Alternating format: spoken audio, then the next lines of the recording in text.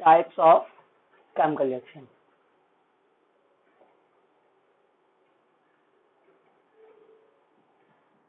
पहली बात तो यह कि केमिकल रिएक्शन होती क्या है, पहले वो समझ लो। देखो, अगर कोई भी कंपाउंड या एलिमेंट है वो आपस में रिएक्ट करता है तो हमारा अनदर कंपाउंड या एलिमेंट फॉर्म करता है, ठीक है। तो एरो के लेफ्ट हैंड साइड वाले पोर्शन को हम लोग कहते हैं रिएक्टेंट।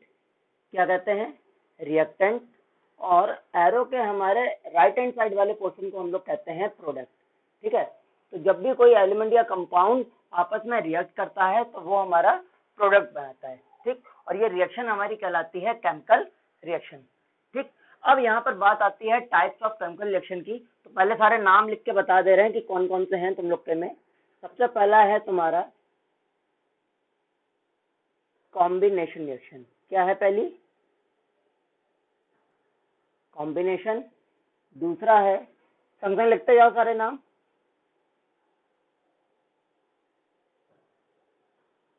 Decomposition reaction. फिर उसके बाद थर्ड है हमारा, नहीं, थर्ड में आता है हमारा डिस्प्लेसमेंट रिएक्शन। सब लाइन से हैं देखो सारी रिएक्शन। थर्ड हमारी आती है डिस्प्लेसमेंट रिएक्शन। उसके बाद हमारी आती है डबल डिस्प्लेसमेंट, या फिर इसी को हम लोग कहते हैं डबल डीकम्पोजिशन रिएक्शन, ठीक है, दोनों कहते हैं। इसके बाद फिफ्थ हमारी आती है, इसके बाद न्यूट्रलाइजेशन रिएक्शन। सिक्स्थ हमारी आती है प्रेसिपिटेशन रिएक्शन, ठीक, प्रेसिपिटेशन आ गया। सिक्स के बाद सेवेंथ जो हमारी आती है वो हमारी आती है एक्सोथर्मिक। एर्थ हमारी आती है एंडोथर्मिक। और एक और हमारी आती है नाइन्थ, जिसको हम लोग कहते हैं रेडॉक्स रिएक्शन, ठीक। इतनी इसकी डिफाइन लर्न कराने से पहले पहले इसके कॉन्सेप्ट को समझो। कॉम्बिनेशन हमसे ये कहता है कि अगर कोई हम लोग समझते आना, देखो एक एक,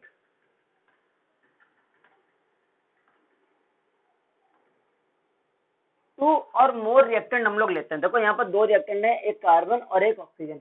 अगर हम लोग दो या दो से ज्यादा रिएक्टेंट लेते हैं और उनको कंबाइन करते हैं और वो एक सिंगल प्रोडक्ट फॉर्म करता है, then this reaction is called a combination reaction. क्या?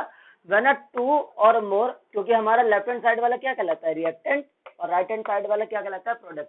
तो व्हेन टू और more reactant combine to form a single product, then is called a combination reaction, ठीक। समझ में आया? डिफाइन हम लिखी हुई भेज देंगे, डोंट वरी, समझते जाओ। कॉम्बिनेशन समझ में आया? रिपीट करें फिर से, आ गया? इसके बाद देखो डीकम्पोजिशन रिएक्शन। डीकम्पोज होना का मतलब होता है ब्रेकडाउन होना। डीकम्पोज होना क्या होता है? ब्रेकडाउन होना। मतलब कि हमारे पास जो कॉम्बिनेशन रिएक्शन है उसी का जस्ट रिवर्स। अगर हम लोग सिंगल रिएक्टेंट लेके चलते हैं और वो सिंगल रिएक्टेंट दो या दो से ज्यादा प्रोडक्ट में ब्रेकडाउन होता है, तो then form reaction is known as decomposition reaction. When a single reactant break down to form a two or more product, then is called a decomposition reaction. ठीक है, इतनी बात आई सबको समझ में? इसके बाद हम लोग बात करते हैं डिस्प्लेसमेंट रिएक्शन की। तो डिस्प्लेसमेंट रिएक्शन में देखो, याद रखना, हम लोग दो चीजें लेके चलते हैं, ठीक है, याद रखना। एक हम लोग लेके चलते हैं एलिमेंट। क्या लेके चलते हैं? एलिमेंट। और दूसरा हम लोग लेके चलते हैं कंपाउंड, ठीक। ये दो चीजें हम लोग लेके चलते हैं, एलिमेंट और कंपाउंड। मतलब कि एक हमने एलिमेंट लिया है जिंक और एक हमने कंपाउंड लिया that is copper sulphate CuSO4, ठीक। तो इन दोनों के बीच में हमने रिएक्शन कराई। जब जिंक और कॉपर सल्फेट के बीच में रिएक्शन हो रही है, तो यहाँ पर देखो जो हमारा कंपाउंड है, उस कंपाउंड में हमारे पास एलिमेंट क्या आ रहा है? कॉपर, ठीक है। तो जिंक से कॉपर लेस रिएक्टिव है, मींस जिंक जो है वो हाईली रिएक्टिव है और कॉपर जो है वो हमारा लेस रिएक्टिव है। तो हाईली रिएक्टिव एलिमेंट क्या करता है, लेस रिएक्टिव एलिमेंट को डिस्प्लेस कर देता है, और जब ये इसको डिस्प्लेस करेगा तो उसकी जगह ले लेगा। तो यहाँ से ये क्या बनाता है, ZnSO4, और कॉपर हमारा बाहर निकल जाता है। तो डिस्प्लेसमेंट रिएक्शन की हमारे पास कंडीशन क्या कहती है, when a highly reactive element combined with a compound and it displaces a low reactive element from the compound। फिर सुनना, when a highly reactive, और शॉर्ट कर रहे देखो, when a highly reactive element displaces a low reactive element from the compound then the form reaction is known as displacement reaction। ठीक है, क्या लेके चलते हैं, इसकी पहचान भी यही है, देखो पहचानने को आता है कि हम लोग एक एलिमेंट लेते हैं और एक कंपाउंड लेते हैं। ठीक, जहां पे भी हमें एक एलिमेंट एक कंपाउंड दिख जाए मतलब कि वो कौन सी रिएक्शन है, डिस्प्लेसमेंट रिएक्शन। पहचानना समझ में आया, जहां एक सिंगल ब्रेकडाउन होते हुए दिखे वो डिकम्पोजिशन, जहां दो जुड़ते हुए दिखे वो कॉम्बिनेशन रिएक्शन। इसके बाद हम लोग बात करते हैं डबल डिस्प्लेसमेंट और डबल डिकम्पोजिशन। डबल डिस्प्लेसमेंट में देखो क्या होता है,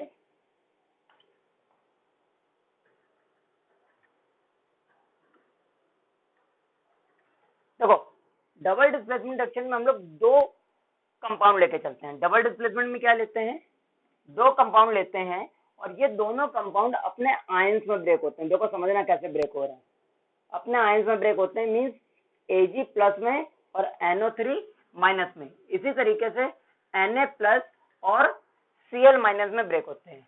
यहां तक बात आई समझ में, इतनी बात आई। इसके बाद क्या होता है, इसका पॉजिटिव इसके निगेटिव के संग रिएक्ट कर देता है और इसका पॉजिटिव इसके नेगेटिव का संग रिएक्ट कर लेता है और कंपाउंड फॉर्म करता है। तो पहले हम लोग पॉजिटिव लिखते हैं तो हमारा बनेगा NaNO3 और दूसरा हमारा बनेगा AgCl। बात आई। तो डबल डिस्प्लेसमेंट या डबल डिकम्पोजिशन में देखो हुआ क्या, देखो बात समझना, डिकम्पोजिशन का मतलब क्या होता है, टूटना। तो यहाँ पर AgNO3 एक बार टूटा और NaCl एक बार टूटा, तो दो कंपाउंड दो बार टूटे, इसलिए इसको हम लोग क्या कहेंगे, डबल डिकम्पोजिशन। और डिस्प्लेसमेंट हमसे क्या कहता था कि एक का एलिमेंट दूसरे के एलिमेंट को डिस्प्लेस कर दिया, मींस यहाँ पर Ag ने Na को डिस्प्लेस किया और इस वाले कंपाउंड के लिए Na ने Ag को डिस्प्लेस किया। तो ये हमारा क्या हो गया, डबल डिस्प्लेसमेंट। दोनों बात समझ में आई। इसको डबल डिस्प्लेसमेंट और डबल डिकम्पोजिशन क्यों कहते हैं।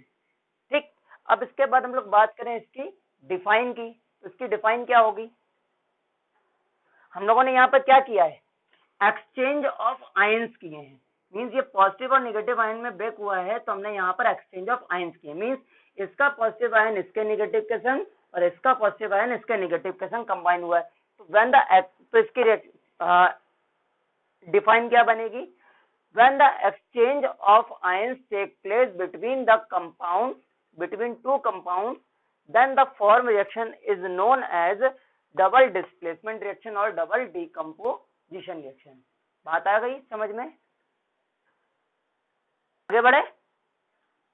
इसके बाद हम लोग बात करते हैं न्यूट्रलाइजेशन रिएक्शन की। देखो न्यूट्रलाइजेशन हमसे ये कहता है जब एसिड और बेस आपस में मिलते हैं, इसकी वर्ल्डिंग रिएक्शन है, एसिड और बेस मिलके सॉल्ट और वाटर बनाते हैं। क्या कह रहा है neutralisation, when acid and base react to form salt and water then this type of reaction is known as neutralization। हम बात करते हैं सीधे मोटा मोटा, देखो HCl एक एसिड है और NaOH एक बेस है, ठीक है। ये जो दोनों रिएक्शन हम लोग बात कर रहे हैं ना, न्यूट्रलाइजेशन और प्रेसिपिटेशन रिएक्शन, ये हमारी इसी डबल डिकम्पोजिशन रिएक्शन को फॉलो करती है, ठीक है। यहाँ पर भी देखो हमने दो कंपाउंड लिए हैं और दो कंपाउंड लेने के बाद देखो ये अपने आयंस में ब्रेक हुआ है। बात समझना, ये H प्लस आयन, ये Cl माइनस, ये Na प्लस आयन, ये OH माइनस आयन, Na और Cl मिलकर इसने बना लिया NaCl डेट इज सॉल्ट और H और OH मिलकर बन गया वाटर H2O। ठीक, बात आई समझ में। इनमें भी एक्सचेंज ऑफ आयंस हुआ है, लेकिन इसको हम लोग डबल डिकम्पोजिशन ना कहकर न्यूट्रलाइजेशन रिएक्शन कहेंगे। ऐसा क्यों, क्योंकि हमें क्या मिल रहा है, वाटर मिल रहा है, ठीक है। तो कंफ्यूज नहीं होना, इन दोनों में, इनमें भी एक्सचेंज ऑफ आयंस हो रहा है, लेकिन अगर हमें वाटर निकलते हुए दिखेगा तो वो रिएक्शन कौन सी होगी, न्यूट्रलाइजेशन रिएक्शन, ठीक है। एसिड और बेस रिएक्ट हो गए। देखो जहां पर H प्लस आयन मिलता है वो हमारा एसिड होता है, और जहां OH माइनस मिलता है वो हमारा बेस होता है। अभी जब सेकंड चैप्टर पढ़ाएंगे तो उसमें और अच्छे से समझ में आएगा। मोटा मोटा समझ लो, एसिड में क्या होता है, हमें H प्लस आयन मिलता है और बेस में हमें OH आयन मिलता है, ठीक। ये दोनों मिलकर सॉल्ट एंड वाटर बनाते हैं, तो ये रिएक्शन हमारी हो गई न्यूट्रलाइजेशन रिएक्शन। इसके बाद हम लोग बात करें प्रेसिपिटेशन रिएक्शन की। क्या बात करें, प्रेसिपिटेशन रिएक्शन की। तो ये जो प्रेसिपिटेशन रिएक्शन होती है, ये प्रेसिपिटेशन रिएक्शन भी हमारी किसको फॉलो करती है, ये भी हमारी इसको, क्या बेटा, हाँ वो तो बनाएगी, नहीं नहीं, हम यहाँ पर बात क्या कर रहे हैं, प्रेसिपिटेशन रिएक्शन किसको फॉलो करती है, हम वो बात कर रहे हैं। तो प्रेसिपिटेशन रिएक्शन भी हाँ डबल डिस्प्लेसमेंट रिएक्शन को फॉलो करती है। देखो इसके हम लोग एग्जांपल लेते हैं। तो एग्जांपल हमारा होगा, देखो BaSO4, एक हमने ये लिया कंपाउंड, और दूसरा हम लोग कंपाउंड ले रहे हैं दैट इज NaCl, ठीक है। ये हमने दो कंपाउंड लिए, क्या क्या, BaSO4 और NaCl, ये हम दो कंपाउंड लेके चल रहे हैं। देखो ये दोनों आपस में ब्रेक हुए, ठीक, ये पॉजिटिव ये नेगेटिव और ये पॉजिटिव ये नेगेटिव। अब इसका हम लोग कंपाउंड बनाएंगे तो क्या बनेगा, Ba का इसके संग और SO4 का Na के संग। तो यहाँ मिलेगा BaCl2 और यहाँ मिलेगा Na2SO4, ठीक। और ये जो BaCl2 बनेगा ये एज अ प्रेसिपिटेट बनेगा डाउनवर्ड। देखो इसका एरो हम लोग बनाते हैं। तो प्रेसिपिटेट का मतलब होता है that it is a insoluble substance, मतलब कि हमारे पास अब जो वाटर में मिल रहा है वो ऐसा कंपाउंड मिलेगा जो अब आगे कहीं किसी में घुलेगा नहीं, इनसॉल्यूबल रहेगा, ठीक है, सॉल्यूबल नहीं होगा। तो उस रिएक्शन को हम लोग कहेंगे प्रेसिपिटेशन रिएक्शन। मींस अगर कहीं पे भी इस तरीके से डाउनवर्ड एरो हमें दिख जाए तो वो रिएक्शन कौन सी होगी, प्रेसिपिटेशन रिएक्शन, और वो कंपाउंड क्या होगा उसको हम लोग कहेंगे प्रेसिपिटेट। क्या कहेंगे, प्रेसिपिटेट, ठीक। अब तुम लोग को एक क्वेश्चन यहाँ पूछना चाहिए था जो तुम लोगों ने स्किप कर दिया, बताएं कौन सा। हाँ लर्न करना। देखो हम क्या लेके चले थे, BaSO4 लेके चले थे और NaCl लेके चले थे, लेकिन हमने बनाया क्या था, हमने बनाया था BaCl2 और Na2SO4। तो ये 2 कहाँ से आया, हाँ अब आया क्वेश्चन पे कि ये जो 2 है वो कहाँ से आया, ठीक है। चल कोई बताएगा कि ये 2 कहाँ से आया। देखो यहाँ पर हमारे पास 4 कंपाउंड है, एक Ba है, एक SO4 है, एक Na है और एक Cl है, ठीक। अब इनकी वैलेंसी बताओ। तुम लोगों ने 9th में कंपाउंड फॉर्मेशन पढ़े होंगे कि किस तरीके से BaSO4 बनेगा, किस तरह ये NaCl बनेगा। तो बेरियम की वैलेंसी होती है 2 और सल्फेट की वैलेंसी होती है 2। तो हम लोगों ने ये पढ़ा था अगर हम लोग ऐसे क्रॉस मल्टीप्लाई कर दें तो ये तो सेम है, तो 1 1 हो जाएगा, तो इसका कंपाउंड क्या बनेगा, BaSO4। बात आई समझ में। इसी तरीके से Na की 1 होती है और Cl की। अब हमें यहाँ किसके बीच में बनाना है, बेरियम और क्लोरीन के बीच में हमें कंपाउंड बनाना है। तो बेरियम की वैलेंसी कितनी है 2 और क्लोरीन की कितनी है 1। अब जब इसका क्रॉस करेंगे तो हमें क्या मिलेगा, Ba में 1 और Cl में 2, तो कंपाउंड क्या बनेगा, BaCl2। इसी तरीके से Na की कितनी है 1 और SO4 की कितनी है 2, तो क्रॉस करेंगे तो कंपाउंड क्या बनेगा, Na2SO4। अब इसके बाद हमें इस रिएक्शन को बैलेंस करना पड़ेगा। हम बता दे रहे हैं Na2 है तो यहाँ 2 का मल्टीप्लाई हो जाएगा और ये रिएक्शन हो गई बैलेंस।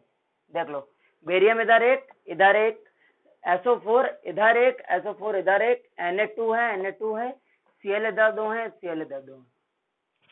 चेक कर लो।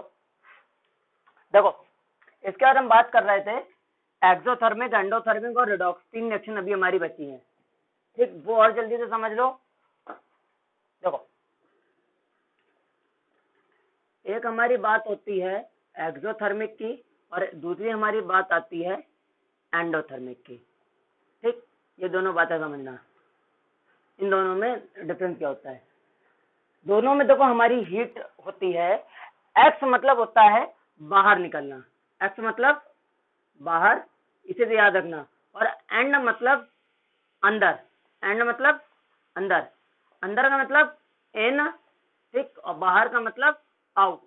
ठीक, तो जहां पर हीट क्या हो जाए, यही वर्ड याद रखेंगे, इवॉल्व्ड आउट, हीट क्या हो रही हो, इवॉल्व्ड आउट हो रही हो, हीट क्या हो रही हो, इवॉल्व्ड आउट हो रही हो, तो उसको हम लोग क्या कहेंगे, एक्सोथर्मिक। और जिसमें हीट क्या हो रही हो, एब्जॉर्ब्ड हो रही हो, वो रिएक्शन क्या कहलाएगी,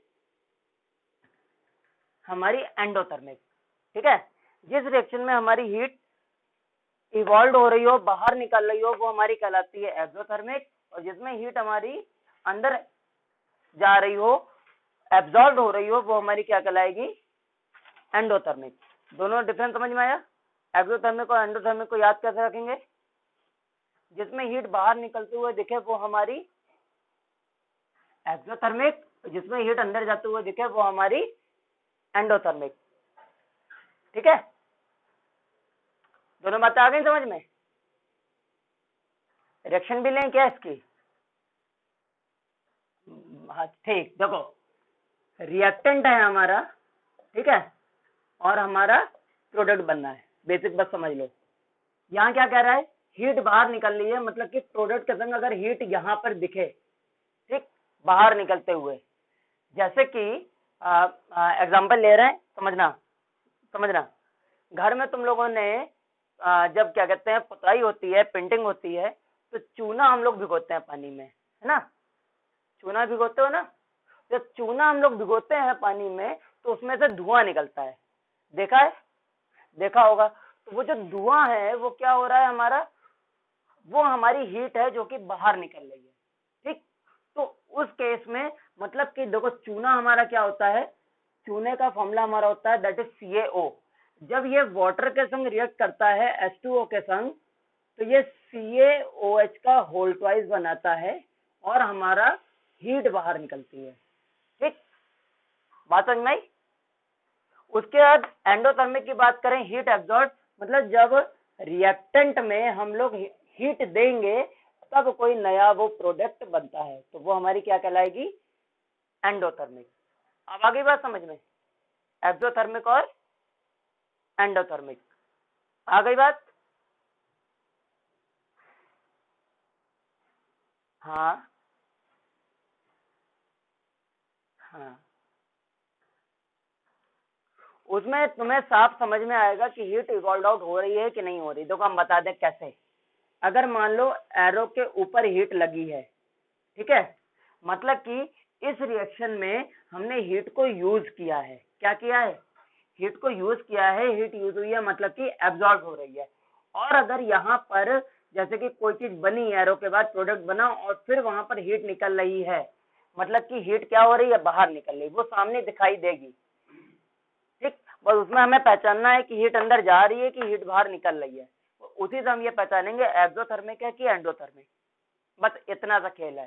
सब चीज देखो हमारे सामने दी रहेगी, हमें पहचाननी है कि वो ऐसा है कि नहीं है। ठीक है, ठीक। इसके बाद अब लास्ट जो हमारी आती है रेडॉक्स रिएक्शन। अब इसको बहुत ध्यान से अच्छे से समझ लेना, सबसे ज्यादा कंफ्यूजिंग है redox.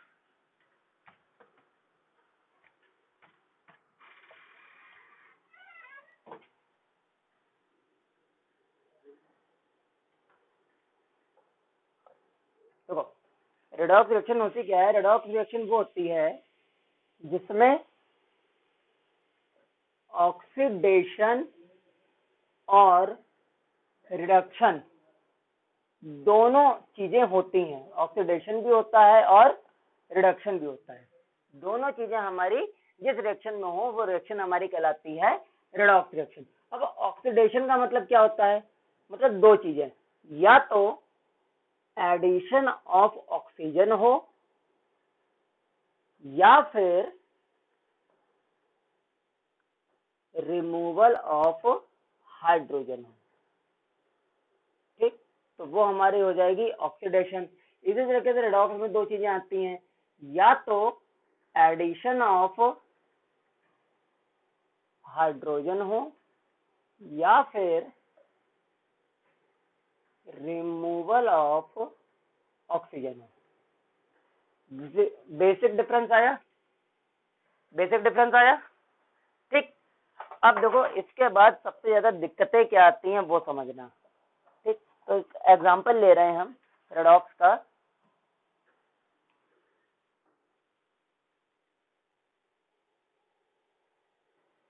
CO plus H2 that is from Cu plus H2O। ठीक, देखो इसमें H2O जरूर निकल रहा है, लेकिन ये न्यूट्रलाइजेशन नहीं है, क्योंकि ये दोनों कंपाउंड नहीं है। ये तो कंपाउंड है, ये कंपाउंड नहीं है। ठीक है, अब देखो यहाँ पर हम लोग बात करते हैं पहले ऑक्सीडेशन और रिडक्शन की। तो ऑक्सीडेशन हमसे क्या कहता है, या तो ऑक्सीजन जुड़ रहा हो या फिर हाइड्रोजन निकल रहा हो। तो अब ये बताओ ऑक्सीडेशन किसके बीच में हो रहा है। देखो इसके और इसके बीच में क्या हो रहा है, ऑक्सीडेशन हो रहा है। क्या हो रहा है, क्योंकि हाइड्रोजन में क्या जुड़ गया, ऑक्सीजन ऐड हो गया। हाइड्रोजन में ऑक्सीजन जुड़ गया, इसलिए यहाँ पर क्या होगा, ऑक्सीडेशन। यहाँ बात करें तो यहाँ पर हमारा क्या हो गया, कॉपर में से ऑक्सीजन निकल गया, इसलिए ये रिएक्शन क्या कहलाएगी, रिडक्शन। यहां तक बात आई, इसलिए ये रिएक्शन क्या कहलाएगी, हमारी रिडक्शन। अब देखो जिस कंपाउंड में रिडक्शन शो हो, ध्यान रखना, जिस कंपाउंड में क्या शो हो, रिडक्शन शो हो, वो कंपाउंड हमारा कहलाता है ऑक्सीडाइजिंग एजेंट। उल्टी चीज, मतलब कि जिसमें रिडक्शन शो हो वो ऑक्सीडाइजिंग एजेंट, और जिसमें क्या शो हो, ऑक्सीडेशन, वो हमारा कहलाएगा रिड्यूसिंग एजेंट। दोनों एजेंट समझ में आए। ये भी पहचानने को आता है कि इनमें ये बताओ ऑक्सीडाइजिंग एजेंट क्या है और रिड्यूसिंग एजेंट क्या है। तो जिस कंपाउंड के बीच में रिडक्शन परफॉर्म हो रहा हो वो कंपाउंड क्या कहलाएगा, ऑक्सीडाइजिंग एजेंट। उल्टी चीज, और जिसमें ऑक्सीडेशन परफॉर्म हो रहा हो तो वो हमारा क्या कहलाएगा, रिड्यूसिंग एजेंट। दोनों बातें आ गई। और ये पूरी रिएक्शन, इसमें रिडक्शन भी हो रहा है और ऑक्सीडेशन, इसलिए ये क्या कहलाएगी, रिडॉक्स रिएक्शन। क्या कहलाएगी, रिडॉक्स रिएक्शन।